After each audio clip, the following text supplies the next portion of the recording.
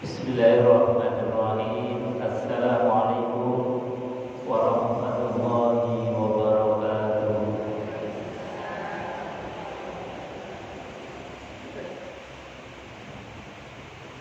Bismillah, innal hamdalillah nahmaduhu wa nasta'inuhu wa nastaghfiruh wa na'udzu billahi min shururi anfusina wa sayyiati a'malina. May yahdihillahu fala mudilla lahu wa may yudlil fala hadiya lahu. Rabbi ishrah li sadri wa yassir li amri wahlul 'uqdatam min lisani yafqahu qawli. Qala Allah ta'ala fi kitabil karim wa huwa asdaqul qailin. A'udzu billahi as-sami'il 'alim minasy syaithanir rajim. Bismillahirrahmanirrahim. Ya ayyuhalladzina amanu taqullaha haqqa tuqatih wa la tamutunna illa wa antum muslimun.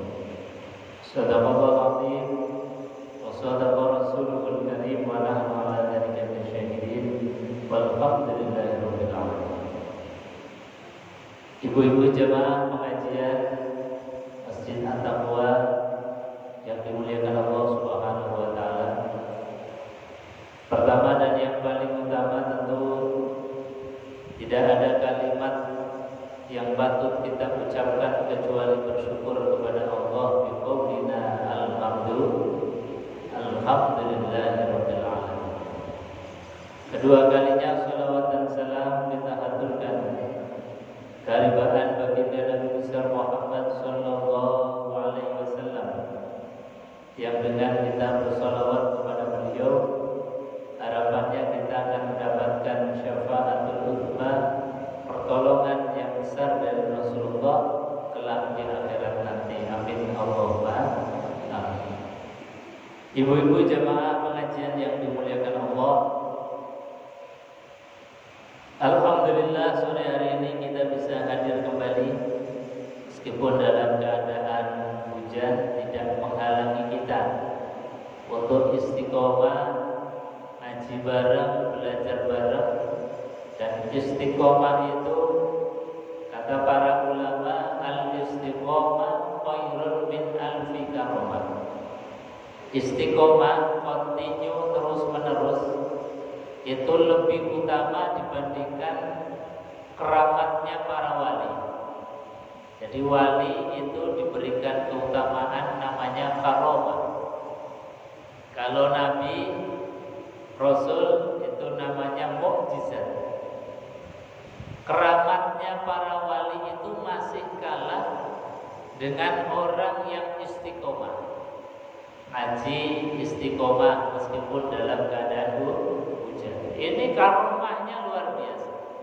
Kemuliaan yang Allah berikan kepada kita ini adalah kemuliaan yang insya Allah menjadikan kita menjadi orang-orang yang mulia di hadapan Allah. Amin Allahumma amin. Ibu-ibu jemaah pengajian yang dimuliakan Allah, sore hari ini kita akan belajar bersama mengambil nasihat dari Al-Quran, yaitu membangun keluarga yang bahagia dunia akhirat. Kira-kira kalau ditanya ibu-ibu siapa yang pengen bahagia dunia akhirat, saya rasa tidak ada yang tidak ingin. Betul Bu? Semuanya pasti ingin. Ketika kita ingin keluarga kita menjadi keluarga yang bahagia, bukan hanya dunia tetapi juga di akhirat, maka ukuran kebahagiaan itu adalah baginda Rasulullah sallallahu alaihi wasallam. Jadi cara mengukurnya, kita mau mengukur kira-kira bahagia yang seperti apa? Ya kita melihat keluarganya baginda Rasulullah sallallahu alaihi wasallam. Nabi sallallahu alaihi wasallam dalam satu sabda beliau mengatakan, baiti jannati, rumahku adalah surga. Kira-kira kalau bayangannya ibu-ibu, rumah surga yang dibangun oleh Rasulullah itu gambarannya seperti apa? Apakah di sana tidak ada masalah? Apakah keluarganya Rasulullah SAW tidak pernah ada cemburu-cemburu? Apakah keluarganya Rasulullah SAW tidak pernah tertimpa gosip? Apakah di keluarganya Rasulullah SAW itu mulus-mulus saja? Ini gambarannya seperti apa, Bu? Jadi kalau kita dalam benak kita, itu kayaknya gambaran keluarganya Rasulullah itu seperti tidak ada masalah. Padahal kalau kita melihat sirah nabawiyah, keluarganya Rasulullah Sallallahu Alaihi Wasallam itu ya sangat-sangat manusiawi sekali, sangat-sangat manusiawi sekali. Artinya sangat manusiawi itu adalah sesuatu yang kita ini pasti bisa niru, pasti bisa niru. Karena apa? Karena Nabi adalah manusia, istrinya juga manusia. Juga di dalam mengelola keluarga itu sangat manusiawi. Sangat manusiawi itu bagaimana? Ibu-ibu pernah cemburu? Pernah, Bu? Pernah. Kalau ibu-ibu pernah cemburu, di keluarganya Rasulullah SAW juga ada cemburu. Buktinya apa? Di dalam hadis Rasulullah SAW. Ini kalau ibu-ibu punya kitab Riyadhus Shalihin nanti bisa dibuka-buka. Ada cemburunya istri Rasulullah, namanya Aisyah.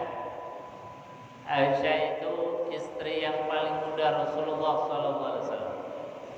Itu seringkali Aisyah itu cemburu kepada Khadijah, meskipun Khadijah kala itu sudah meninggal dunia. Kenapa Aisyah itu cemburu? Karena Nabi Shallallahu Alaihi Wasallam itu seringkali itu nyebut nama Khadijah. Sedikit-sedikit yang disebut Khadijah.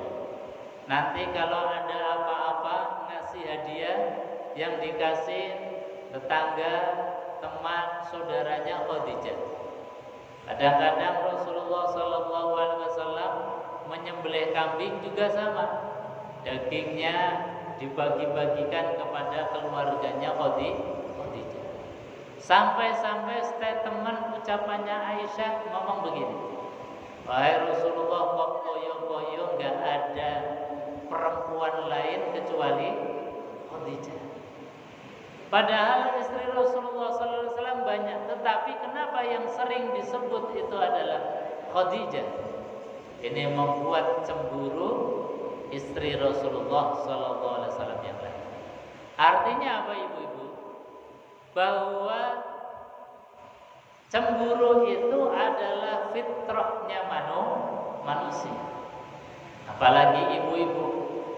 Jadi kalau muncul fitrahnya itu tidak mengurangi daripada kebahagiaan keluarga. Bahkan cemburu itu adalah bagian dari cinta, bumbu-bumbu kebahagiaan keluarga. Malah kalau ibu-ibu sudah gak ada rasa cemburu, ini malah bahaya, malah curiga. Kok gak cemburu lagi? Ini bahaya. Karena ini adalah bagian dari fitrah kemanusiaan. Makanya tadi keluarganya Rasulullah Sallallahu Alaihi Wasallam itu sangat manusiawi sekali. Jadi di sana ada cemburu. Artinya kalau ibu-ibu cemburu itu ya mirip-mirip Aisyah ketika sedang cemburu. Dalam keluarganya Rasulullah Sallallahu Alaihi Wasallam itu juga pernah tertimpa gosip yang besar. Jadi dalam Quran atau kalau ibu-ibu pernah membaca sejarah, itu ada yang disebut sebagai hadisul ifki. Pernah dengar? Belum pernah? Baru dengar sore hari ini. Ada hadisul ifki. Mungkin nanti kalau sudah pulang dibuka Google hadisul ifki, nanti akan ada cerita. Cerita apa? Cerita hoax, cerita dusta, cerita gosip miring yang menimpa keluarganya Rasulullah Sallallahu Alaihi Wasallam. Itu ceritanya Rasulullah Sallallahu Alaihi Wasallam itu mau pergi untuk berperang. Ketika berperang biasa diundilah istri Rasulullah Sallallahu Alaihi Wasallam yang mau mengikuti perjalanan Rasulullah. Saat itu dalam undian yang keluar adalah Aisyah. Akhirnya apa? Aisyah mengikuti perjalanan Rasulullah Sallallahu Alaihi Wasallam. Setelah selesai berperang dan menang, kemudian mau kembali lagi ke Madinah. Nah, saat kepulangan inilah dalam perjalanan karena sudah malam, akhirnya rombongan Rasulullah SAW dan para sahabat akhirnya memutuskan untuk menginap dulu di suatu tempat. Dulu belum ada penginapan, belum ada hotel. Ya, nginapnya di padang-padang pasir begitu. Yang penting berhenti, tidak meneruskan perjalanan.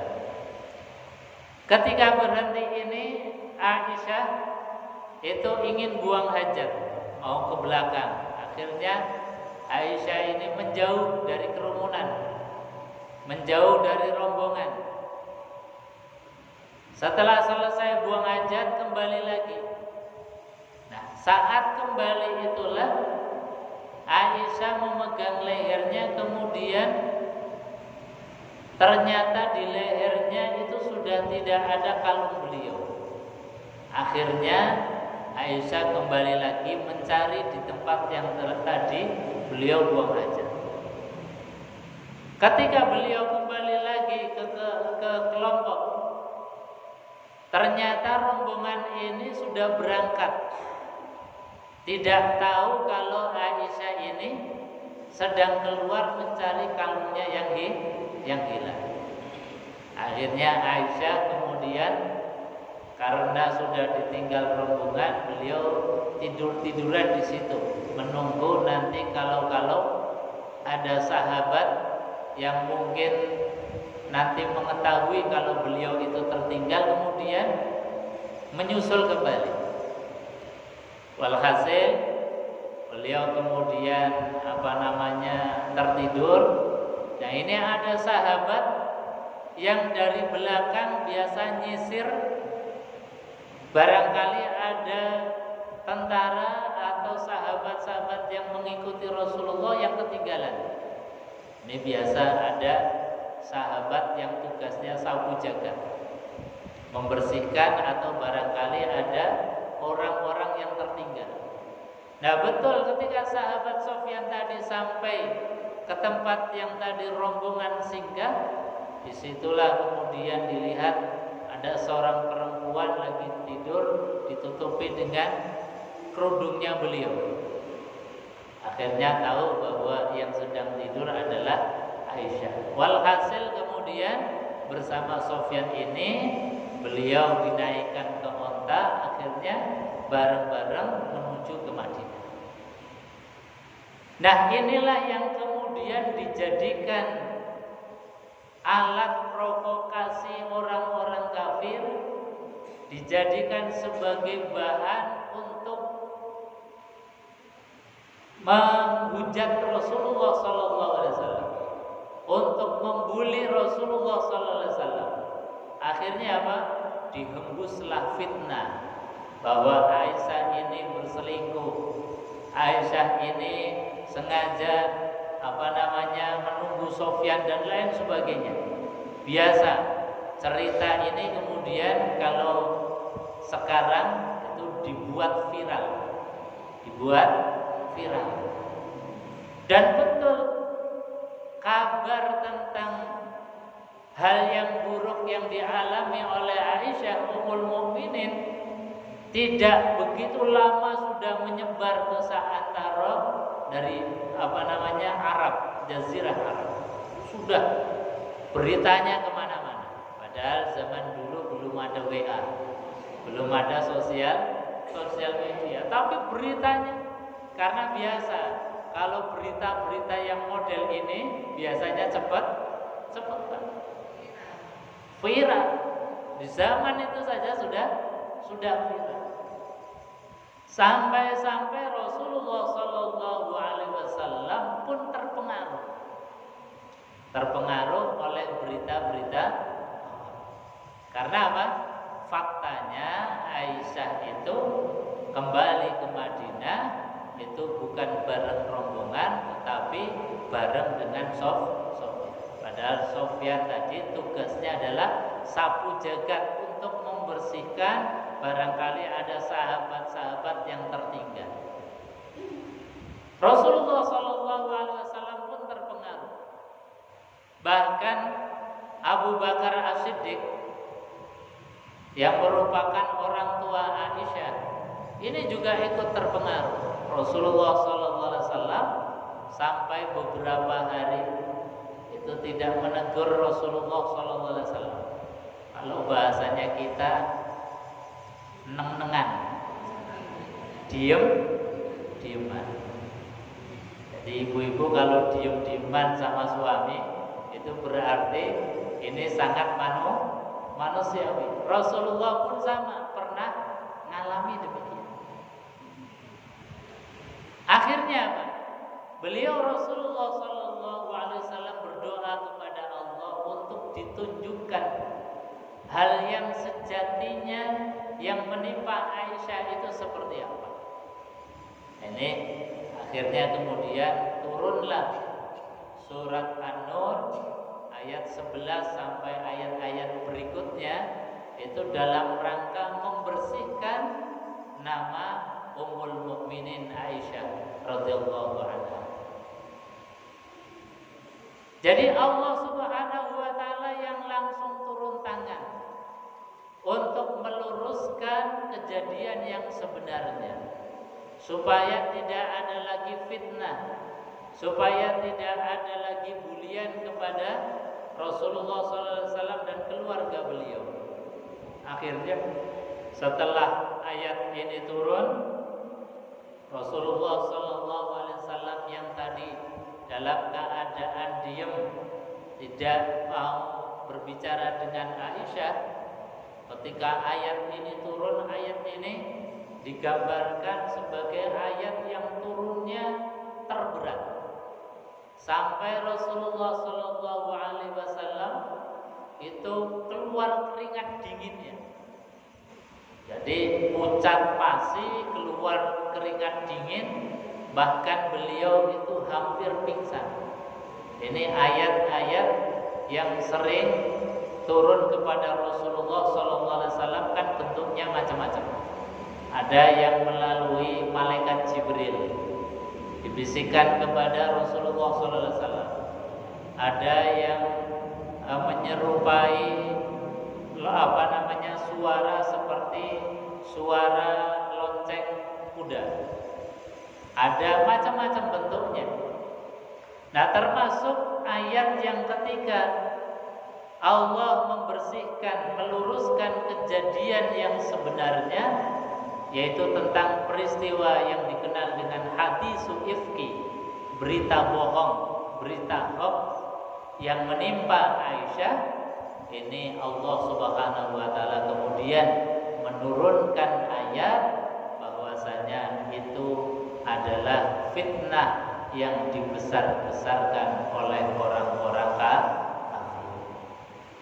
Jadi sejatinya Aisyah itu tidak apa-apa, tidak melakukan maksiat, tidak berselingkuh, tidak berdosa, tetapi beliau itu tertinggal rombongan yang kemudian dibersamai oleh Sofyan. Cuman karena ini berita dibesar-besarkan oleh orang-orang kafir, oleh orang-orang munafik, dijadikan sebagai alat senjata untuk menyerang Rasulullah Sallallahu Alaihi Wasallam. Artinya apa, ibu-ibu? Bahwa dalam keluarganya Rasulullah Sallallahu Alaihi Wasallam pun diuji dengan berbagai macam ujian, termasuk tadi berita hoax, berita perselingkuhan, macam-macam. Tetapi Rasulullah Sallallahu Alaihi Wasallam, kenapa beliau masih mengatakan baitul jannati? Karena sejatinya yang namanya surga itu bukan tidak ada masalah, tetapi bagaimana ketika kita dihadapkan dengan masalah, kita bisa menyelesaikan dengan bijaksana.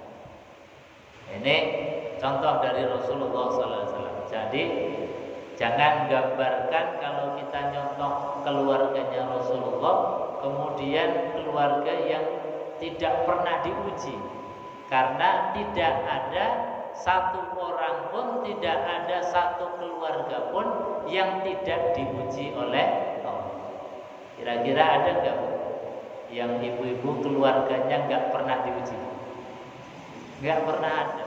Karena memang bukan itu ukuran daripada surga.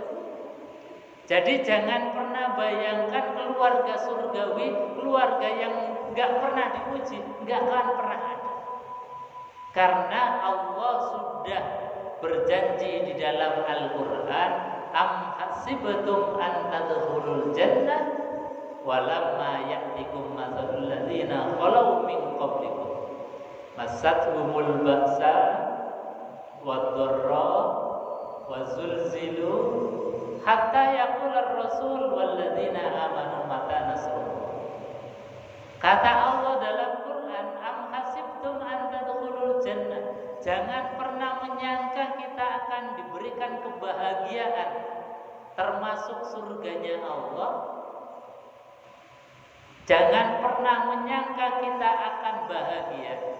Walamma ya'tikum matsalul ladzina khalau minkum, sebelum kita ini diuji oleh Allah.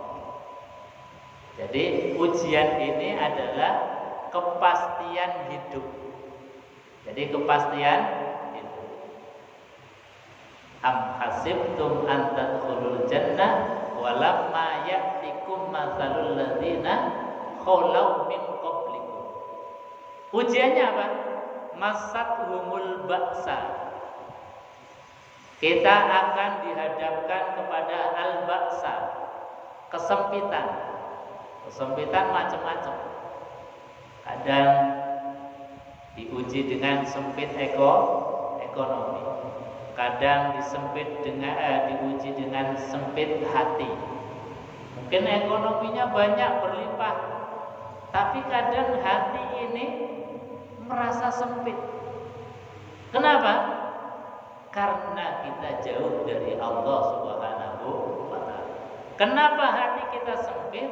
Karena miskin ilmu. Apa Bu? Miskin. Jadi supaya hati kita ini lebar, luaskan hati dengan ilmu. Supaya hati kita lebar, dekatkan dengan zat yang al-wasi'ah, zat yang maha luas, yaitu Allah Subhanahu wa ta'ala. Jadi ujiannya bisa masathumul ba'sa, kesempitan, wadh-dharra, dan malapetaka, bahaya, macam-macam bentuknya. Apakah itu sakit? Apakah itu bencana alam? Apakah itu macam-macam bentuknya? Ad-dhar itu.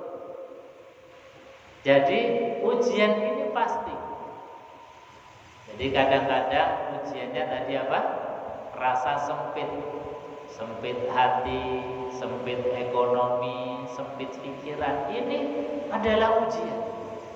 Pernah Bu di ujian kesempitan? Kadang sempit ekonomi, sempit fikir. Mungkin uangnya banyak, tapi hati rasanya sempit, gundah gulana.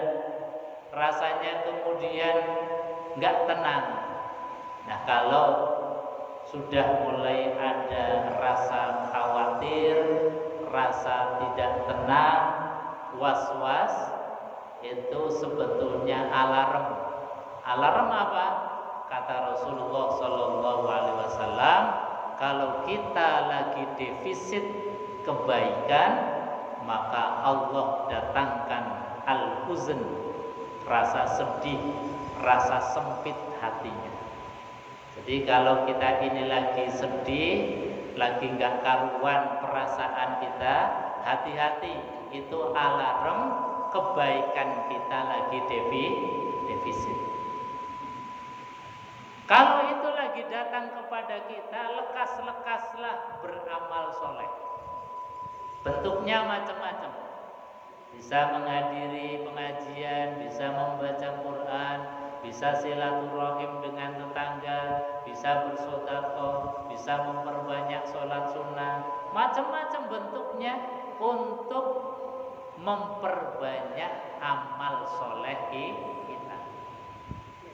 Kalau hati kita gundah gulana, coba deh datang ke tetangga silaturahim. Insya Allah hati yang tadinya sumpek sudah mulai sedikit berkurang. Karena apa? Karena silaturahim itu adalah memperbanyak amal soleh. Kalau hati kita ini lagi sempit, coba deh bersedekah. Karena apa? Sedekah itu menjadikan kita merasa bahwa kita ini lagi baik, kita ini lagi lebih. Biasanya orang suntuk itu kan orang yang merasa dirinya down, merasa dirinya di bawah, merasa dirinya nggak berharga, merasa dirinya di hadapan orang lain tidak ada apa-apanya. Maka dengan bersedekah, al-yadul ulya khairun min yadis sufla, tangan di atas lebih baik dibandingkan dengan tangan di bawah.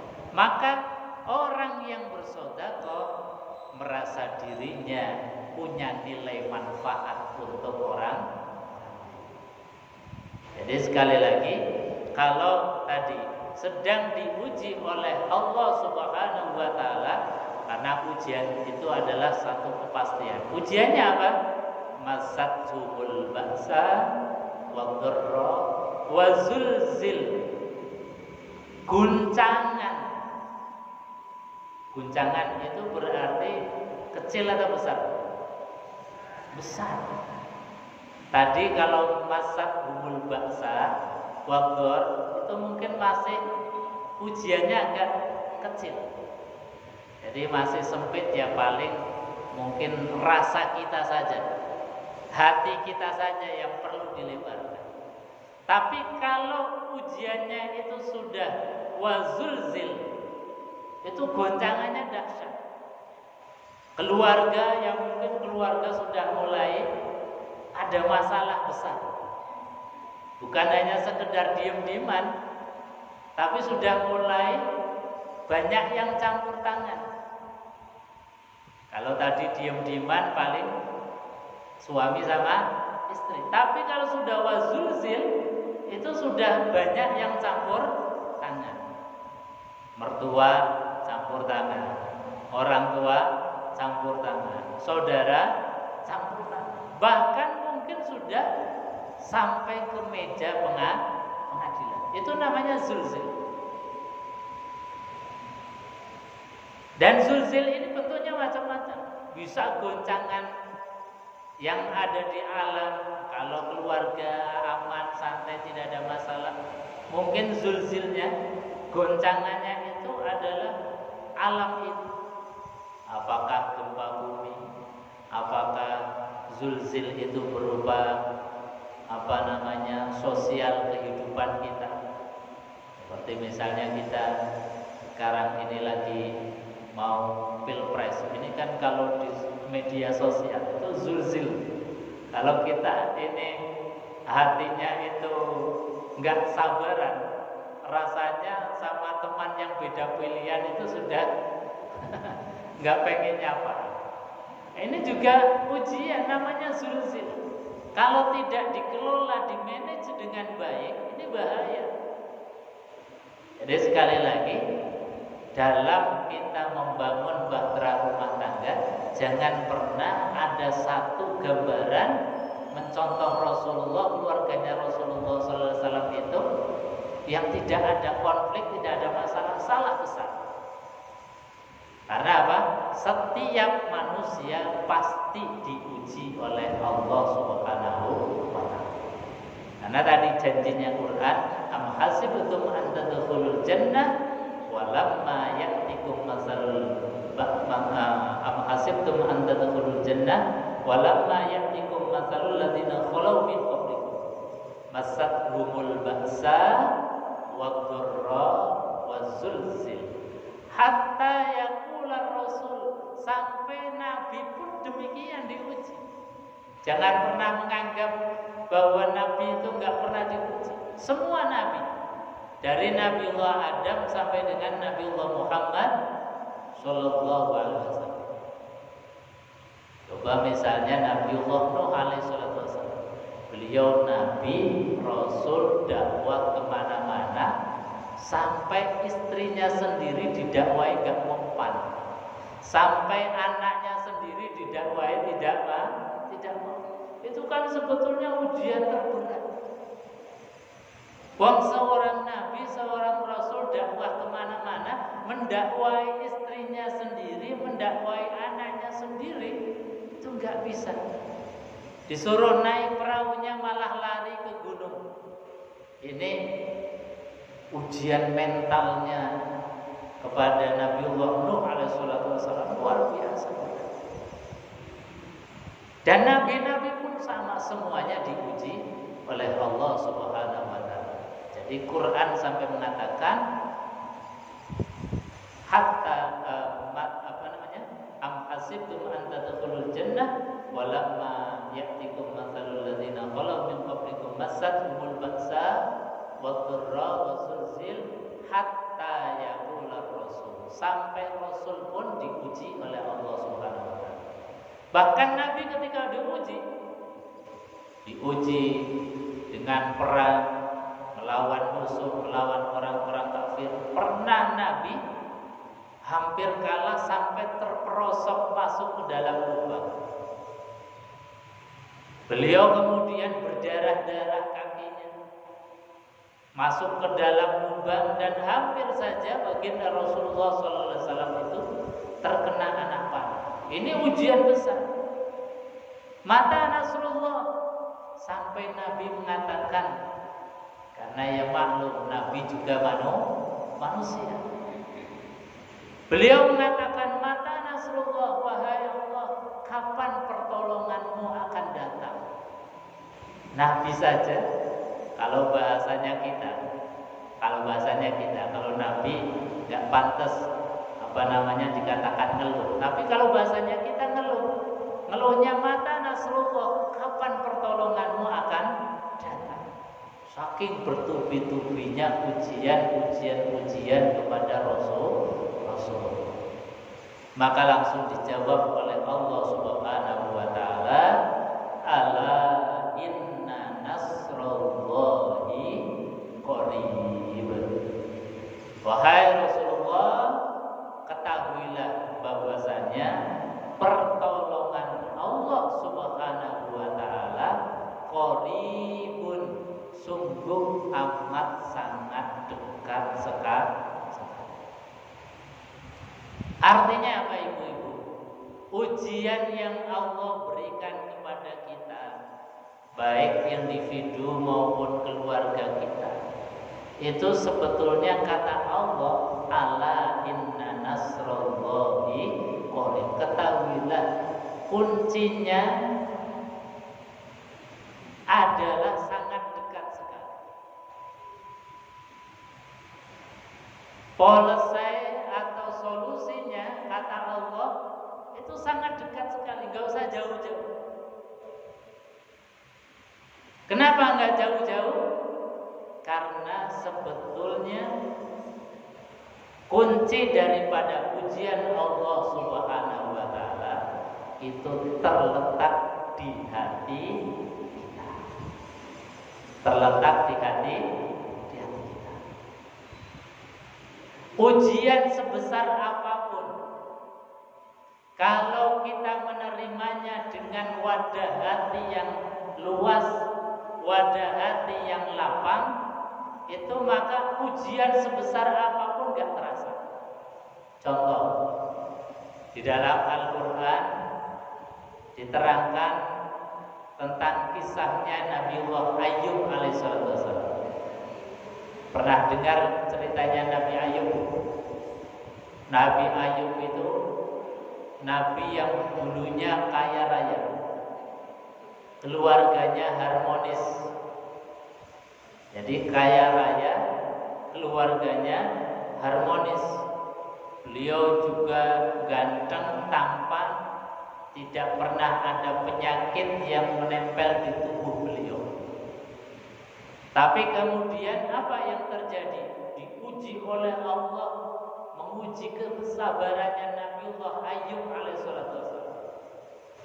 Diuji hartanya, ludes, hangus semua. Tidak tersisa sedikit pun. Ketika hartanya sudah habis, keluarganya diuji. Kok masih kuat? Kemudian sampai dirinya sendiri, Nabiullah Ayyub alaihissalam itu kemudian diuji dengan tubuhnya yang penuh dengan luka, penuh dengan koreng, penuh dengan lepra, yang digambarkan penyakit lepranya beliau, korengnya beliau sampai tumbuh belatung-belatung. Ini ujian yang luar biasa. Saking sabarnya dan luasnya hati Nabiullah Ayyub, tidak merasa bahwa itu adalah ujian. Ini karena hati yang luas, menerima apapun itu dengan hati yang lapang luas. Digambarkan saking luas dan ikhlasnya beliau menerima ujian cobaan itu. Ketika ada belatung yang jatuh pun gak rela diambil lagi sampai ditempelkan lagi di tempat semula. Saking gak ikhlasnya kalau kemudian dianggap bahwa beliau itu tidak rela terhadap keputusannya Allah. Saking ikhlasnya ini kemudian Allah Subhanahu wa taala akhirnya mengembalikan tadi. Beliau disembuhkan seperti sedia kala, keluarganya kembali menjadi harmonis, beliau juga kembali menjadi orang yang kaya raya. Ini karena apa? Karena ketika diuji oleh Allah, dia menerima dengan hati yang seluas samudra. Bahkan luasnya hati ini bisa menampung besarnya dari ujian Allah Subhanahu wa taala. Sedangkan kita kadang-kadang ujian sedikit saja rasanya sudah menjadikan kita ini hatinya sempit. Rasanya ini berat. Rasanya ini kemudian seolah-olah Allah sudah gak sayang dengan kita. Kenapa demikian? Karena ketika kita mendapatkan ujian itu diwadahi dengan hati yang sempit. Ini kalau saya gambarkan, ibu-ibu melihat ada satu gelas air. Ini kira-kira kalau dimasukkan 1 sendok garam, rasanya apa? Asin. Asin apa puasin? Nah, kira-kira kalau wadahnya ini diperbesar, 1 baskom, 1 ember, masih sama ujian yang dimasukkan itu 1 sendok garam. Kira-kira garamnya masih terasa tidak? Sudah mulai hambar. Apalagi kalau tempatnya itu kita lebarkan tanpa seberapapun banyak garam dimasukkan, maka sudah tidak ada rasa lagi, rasa asinnya garam. Kenapa? Karena yang kita siapkan di dalam mewadahi semua ujian Allah Subhanahu wa Ta'ala itu dengan luasnya hati yang tanpa batas. Makanya Allah sampaikan ketika Rasulullah SAW mengatakan, mata Nasrullah, ya Allah, kapan pertolonganmu akan datang? Langsung dijawab oleh Allah, ala inna nasrullahi qarib. Sesungguhnya pertolongan Allah itu sungguh amat sangat dekat sekali. Karena apa? Pertolongan itu ada di dalam hati kita. Jadi kalau ibu-ibu nanti suatu saat diuji oleh Allah Subhanahu wa Ta'ala, bentuknya apapun, luaskan hati. Jangan pernah kemudian justru menyempitkan hati. Menyempitkan hati itu apa? Suudzon sama Allah. Itu sudah langsung hatinya minus. Kalau orang itu suudzon sama Allah, hati secara otomatis menjadi mengecil. Bisa membesar manakala kita kembali husnuzon, berbaik sangka kepada Allah. Cirinya husnuzon itu apa? Ini banyak cirinya.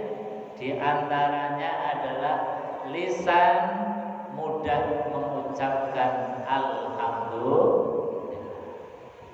Itu sudah hati mulai lebar.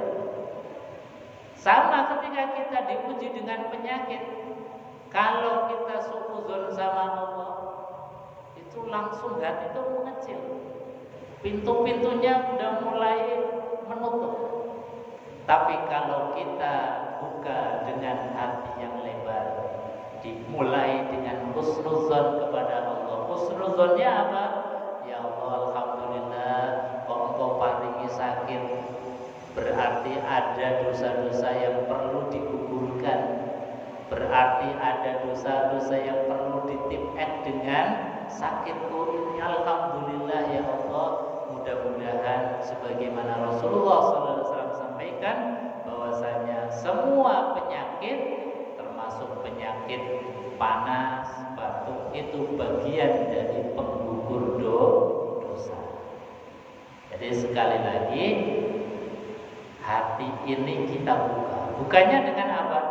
Kita mulai dengan husnuzon kepada Allah, dibuktikan dengan kita mudah mengucapkan kalimat alhamdulillah. Jadi alhamdulillah jangan ketika dikasih transferan dari suami saja alhamdulillah, atau kita dikasih hadiah sama suami alhamdulillah. Tapi dalam keadaan yang menurut kita tidak enak, kok masih alhamdulillah, kok lisan kita ini masih basah dengan alhamdulillah, itu berarti husnuzonnya jos. Jadi kita husnuzonnya sama Allah luar biasa. Dan ini berarti kita punya hati yang sangat luas, punya hati yang sangat lebar. Ini adalah kunci daripada kebahagiaan. Inilah kuncinya surga. Ibu-ibu jamaah yang dimuliakan Allah Subhanahu wa Ta'ala. Jadi dalam keluarga Rasulullah itu ya sangat-sangat manusiawi sekali. Bahkan saking manusiawinya ini, pernah istrinya Rasulullah SAW namanya Sofia.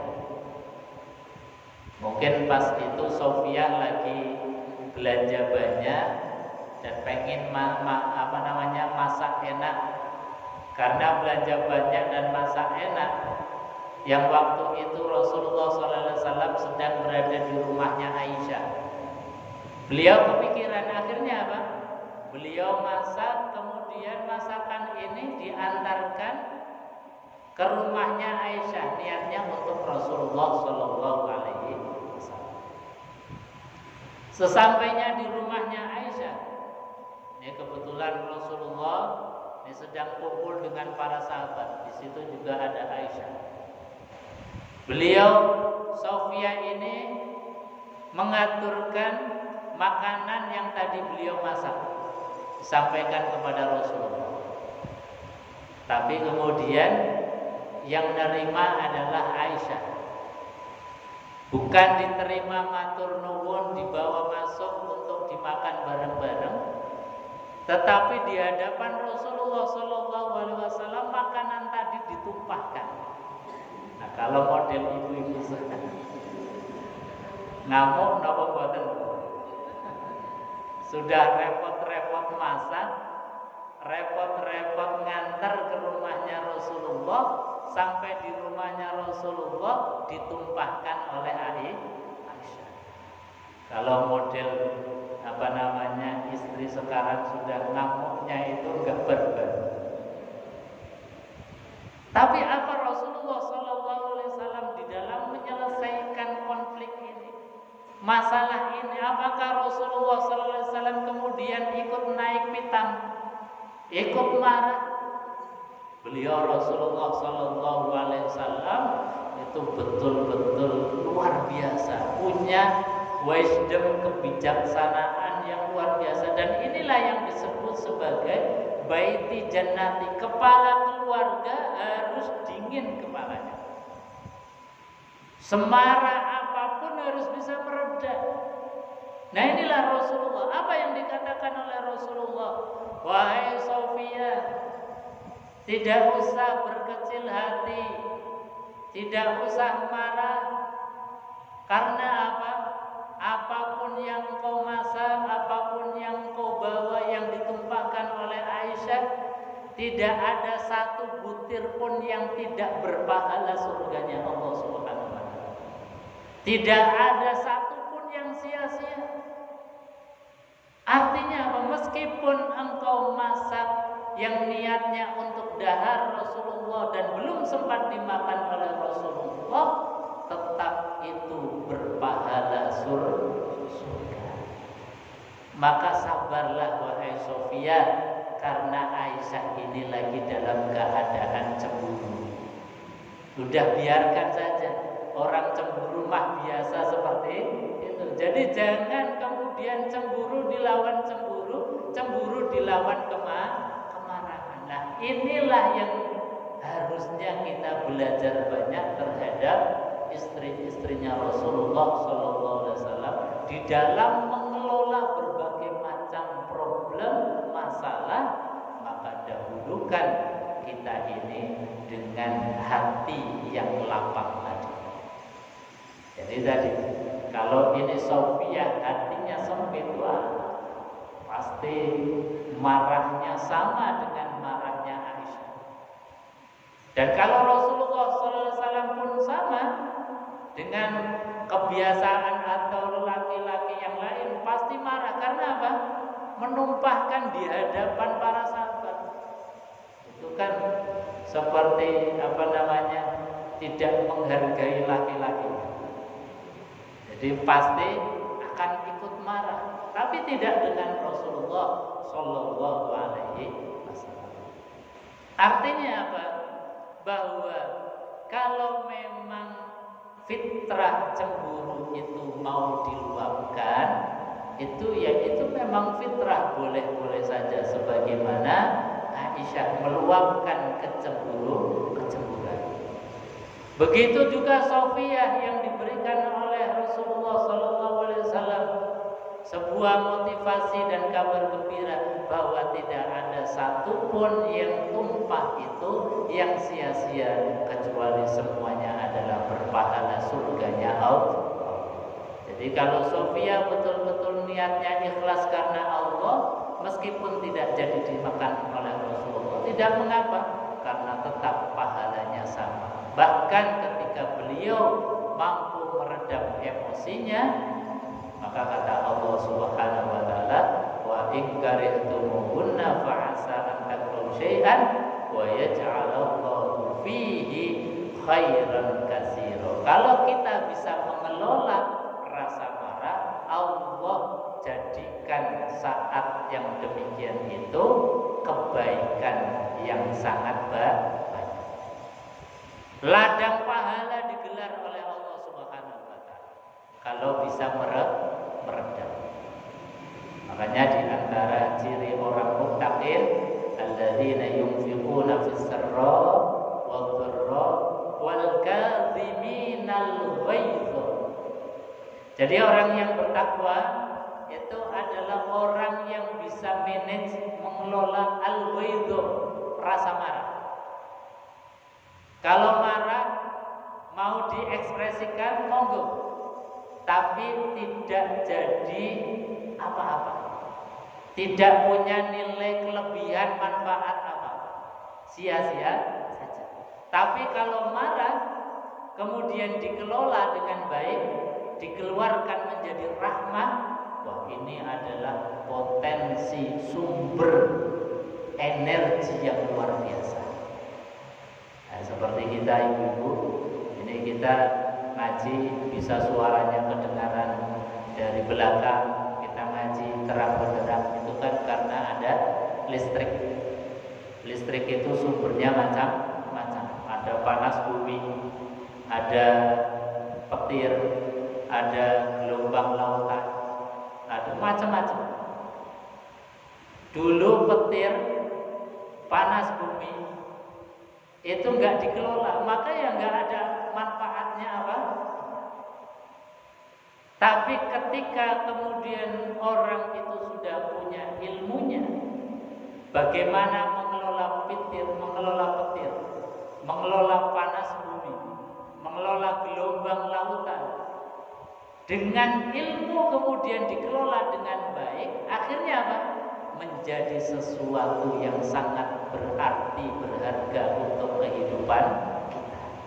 Nah, persis kita diberikan oleh Allah potensi marah, fitrah marah. Pilihannya cuma dua. Kita ini mau mengabaikan, kita buang sehingga tidak ada manfaatnya, atau kita kelola rasa marah itu kemudian kita munculkan rahmat. Nah, ini pasti akan menjadi sumber energi yang luar biasa. Nah, seringnya kita ketika kita mau marah ya sudah diekspresikan dengan kemarahan, maka tidak akan mendapatkan apa-apa. Tapi kalau rasa marah itu kemudian diredam, dikelola, kemudian diekspresikan dengan rahmat, itu luar biasa. Jangankan suami kita, musuh kita pun kalau ada orang dimusuhi tapi dia balik berbuat baik meskipun dia dalam keadaan marah, itu musuh akan takluk di hadapan kita. Apalagi suami.